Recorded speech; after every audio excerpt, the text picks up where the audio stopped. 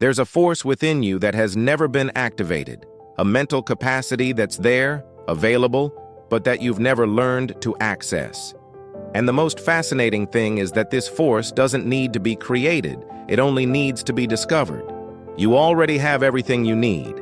The problem is that your mind is programmed to use only half of its potential. It's like a factory operating with only one production line when it has 10 available.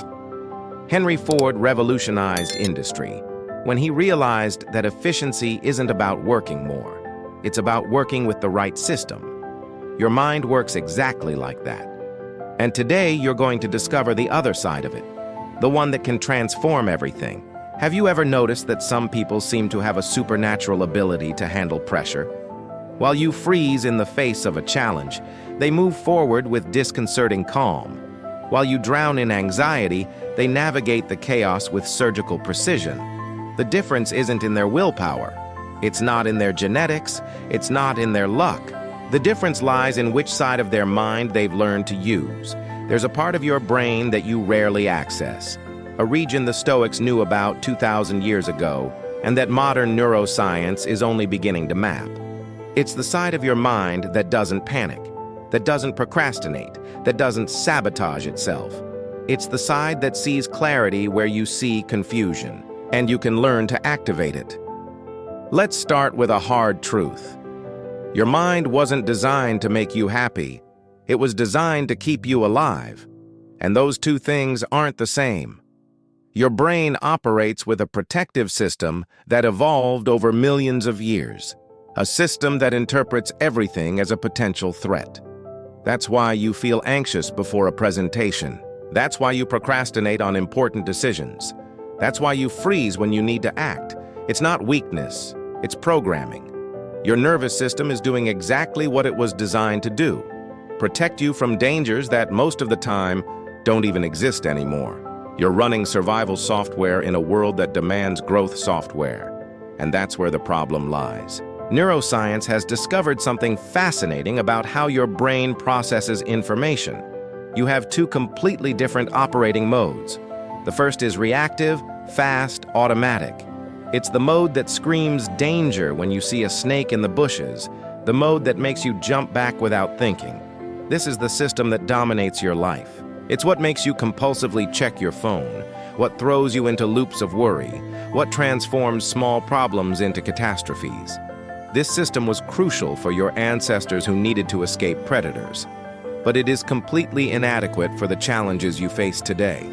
The second mode is different. It is deliberate, strategic, creative.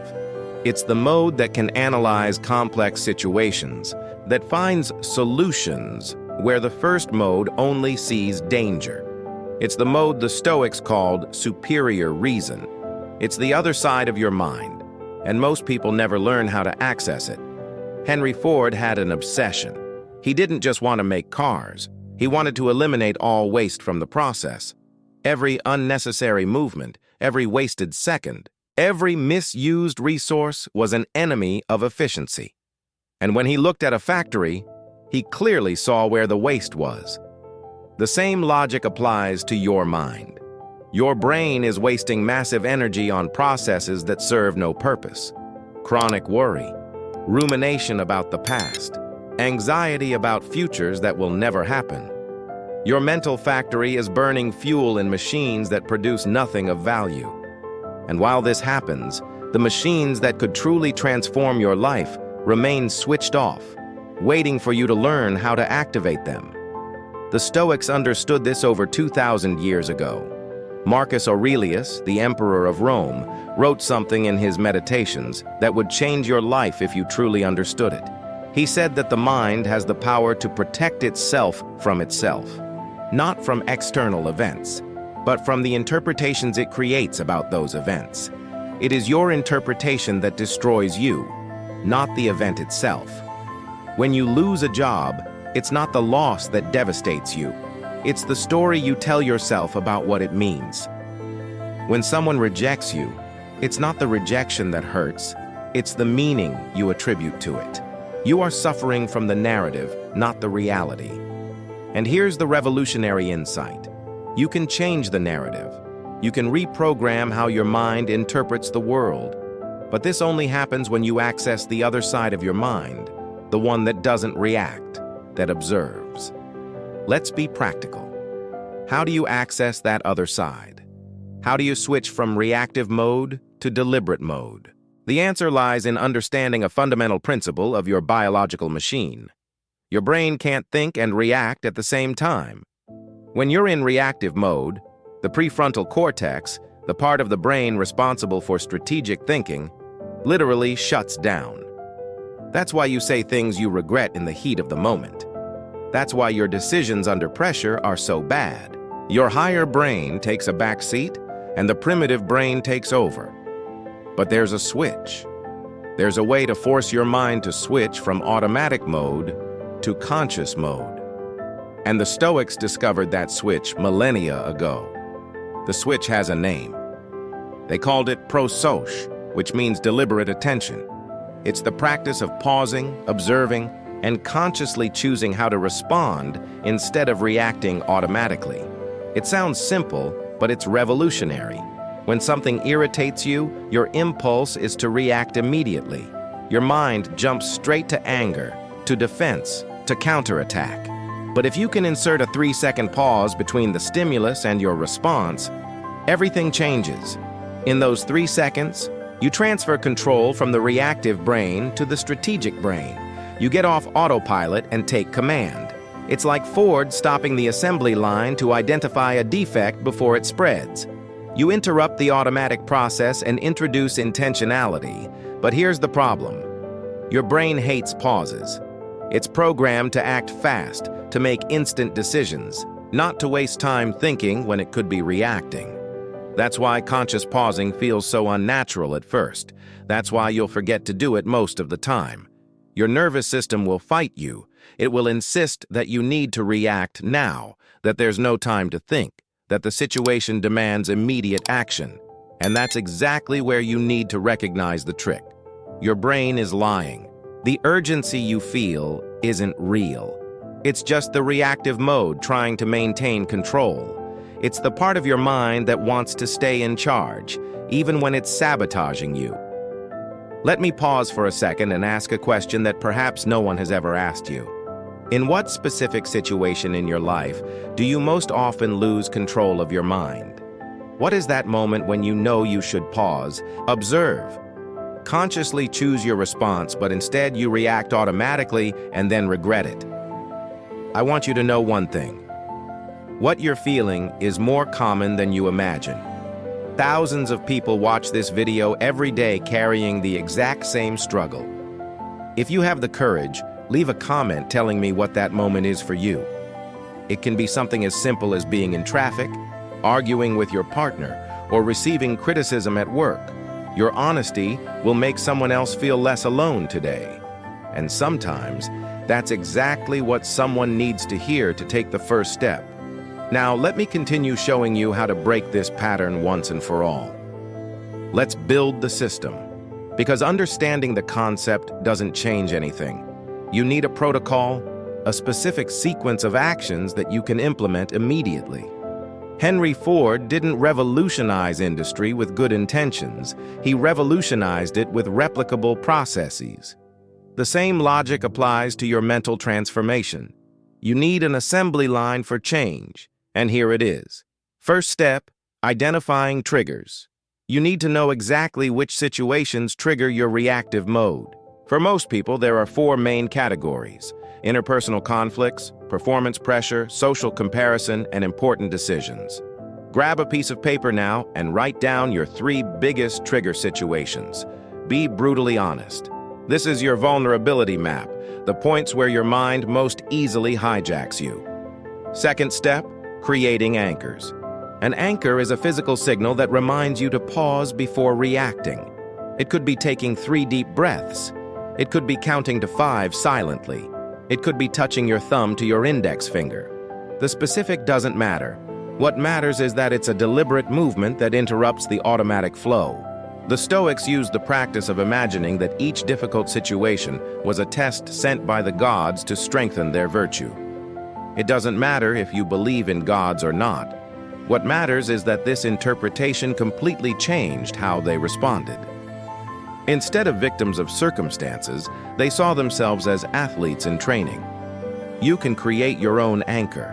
When you feel the urge to react, use your physical signal and ask yourself, will my automatic response take me where I want to go?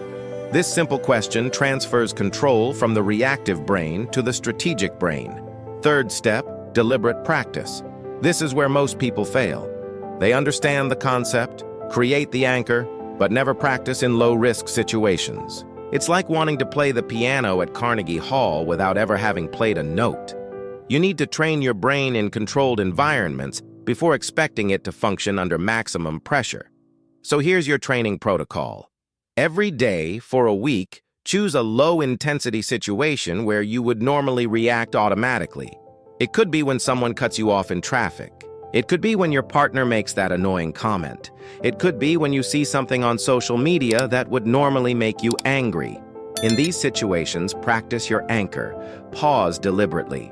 Observe your automatic reaction wanting to happen, and consciously choose a different response. It doesn't have to be the perfect response, it just needs to be conscious, not automatic. The neuroscience behind this is fascinating.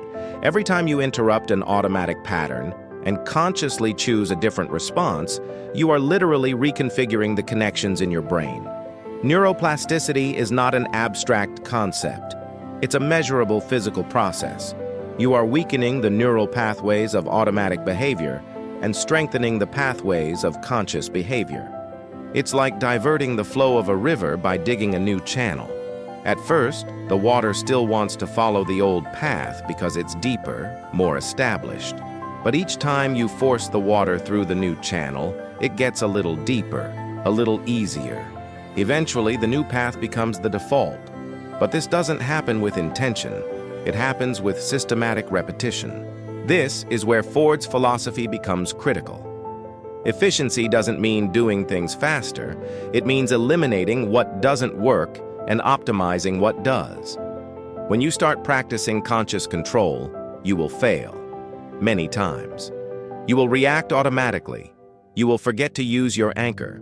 You will find yourself in the middle of an emotional outburst, realizing you've completely lost control. And this is where most people give up. They interpret failure as evidence that it doesn't work, that they are incapable, that it's too late to change. But this interpretation is just your reactive brain trying to maintain the status quo. The truth is different. Every failure where you manage to pause, even if it's after the reaction, even if it's in the middle of the process, is a success. You are training awareness. And awareness grows with practice, not with perfection. Let's talk about what happens when you truly master this. When you can consistently access the other side of your mind. When you become fluent in switching from reactive mode to strategic mode, something fundamental changes. It's not that you stop feeling intense emotions. It's not that difficult situations cease to be difficult. It's that you develop a capacity that most people never have, the ability to be in the midst of emotional chaos and still maintain clarity of thought.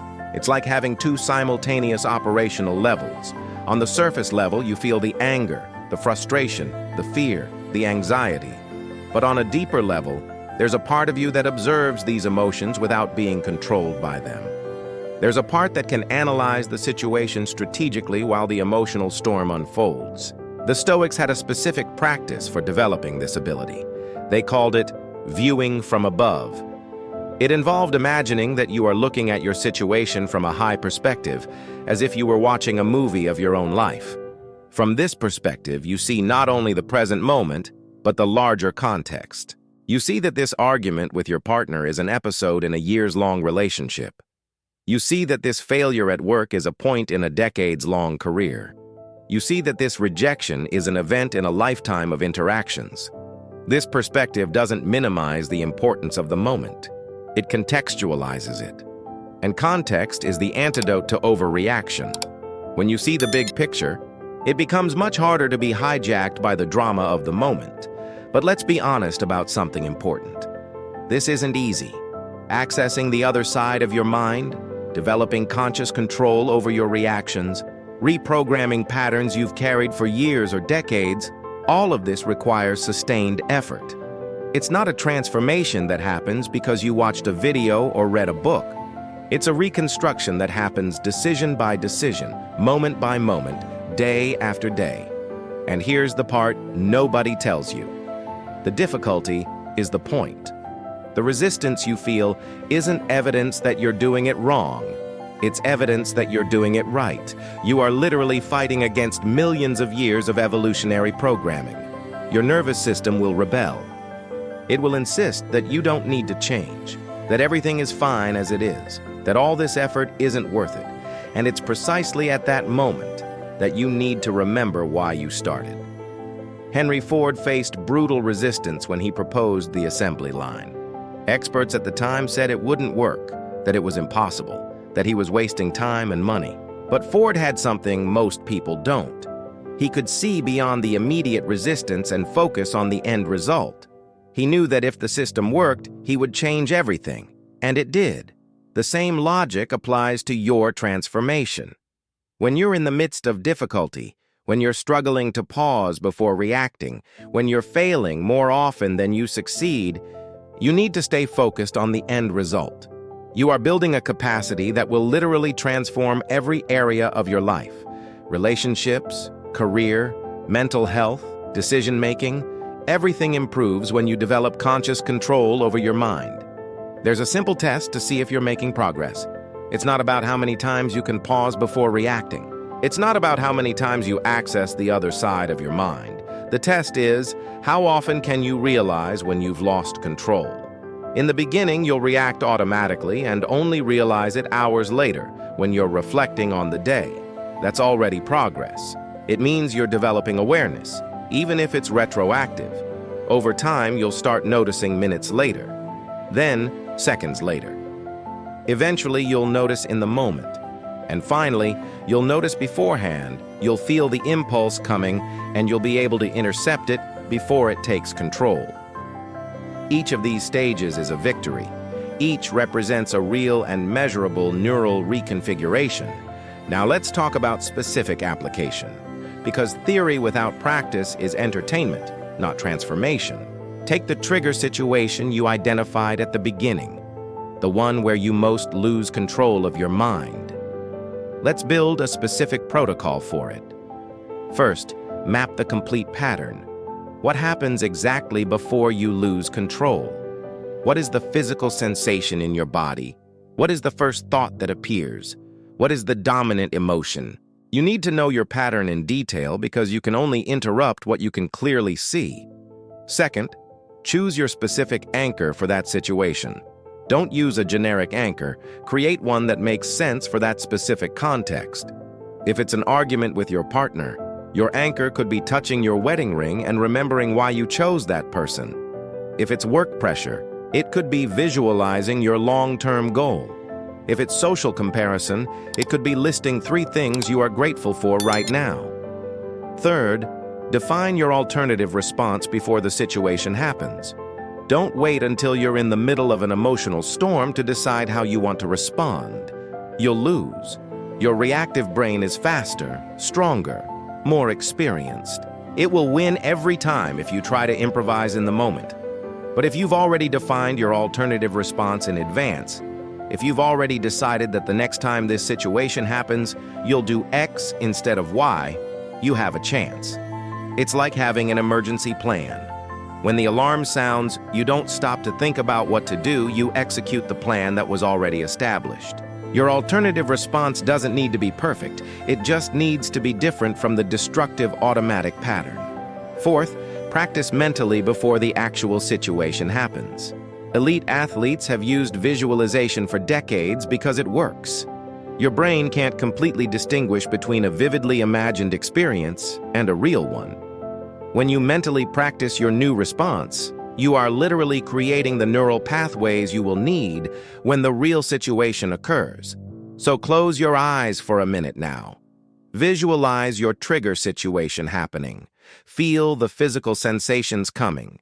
See the automatic thoughts wanting to take over. and then see yourself using your anchor, deliberately pausing, and choosing your alternative response. Do this in slow motion. See every detail. The more realistic the visualization, the more effective the practice will be. Fifth, implement it in real-life situations and document the results. This is the step most people skip, and that's exactly why they don't progress. You need to treat this like a scientific experiment. Every time your trigger situation occurs, write down what happened. Were you able to use your anchor? If so, how was the experience? If not, at what point did you lose control? What could you do differently next time? This documentation isn't about judging yourself. It's about collecting data. You're mapping the territory of your mind. And the more data you collect, the clearer the map becomes, the easier it is to navigate. Sixth, adjust the system based on the data. This is where the Ford mindset becomes crucial. An efficient factory isn't one that works perfectly from day one. It's one that is constantly identifying bottlenecks and optimizing processes. If your anchor isn't working, change it. If your alternative response seems forced or artificial, adjust it. If you're forgetting to practice, change when and where you practice. The system needs to adapt to your reality, not the other way around. But the only way to know what needs to change is by having real data on what's working and what isn't. Let's talk about something nobody mentions. When you start accessing the other side of your mind consistently, when you develop real control over your reactions, the people around you will notice. And they won't always like it. Because your change exposes the possibility they're avoiding. When you stop reacting dramatically to situations that used to destroy you, when you remain calm where there was once chaos, when you respond strategically where there was only impulse, you become an uncomfortable mirror. You show that change is possible. And for people who are comfortable with their own dysfunctions, this is threatening. So they will test you. They will try to pull you back into old patterns. They will interpret your calmness as coldness, your control as indifference, your strategy as manipulation. And here's where you need the inner forge that the Stoics cultivated. Because it's not enough to develop the ability to control your reactions. You need to develop the ability to maintain that control when the people around you are actively trying to make you lose it. This isn't paranoia, it's reality. Human systems, whether families, relationships, or work environments, tend toward homeostasis. They resist change because change generates uncertainty. When you change, you destabilize the system. And the system will try to bring you back to the old equilibrium, even if that equilibrium is dysfunctional. So you need to be prepared. You need to know that resistance doesn't just come from within, it comes from outside as well. And you need to have absolute clarity about why you're doing this, because that clarity will be your anchor when everything around you is trying to make you give up. The Stoics had a saying for this. They said, "The obstacle is the path. There is no path separate and free of obstacles. The path is made of obstacles." Every time someone tries to make you revert to old patterns, it's an opportunity to strengthen your new capacity. Every time a situation tests you, it's a chance to prove to yourself that you've truly changed. Every time you feel tempted to revert to autopilot because it's easier, it's a point of choice where you define who you are becoming. There is no version of this process without resistance. Resistance is not a bug, it's a feature.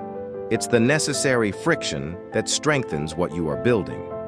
Let me show you something that will change how you think about all of this. You're not trying to eliminate the reactive side of your mind. You're not trying to become an emotionless robot. The goal isn't to never feel anger, fear, anxiety, or frustration again.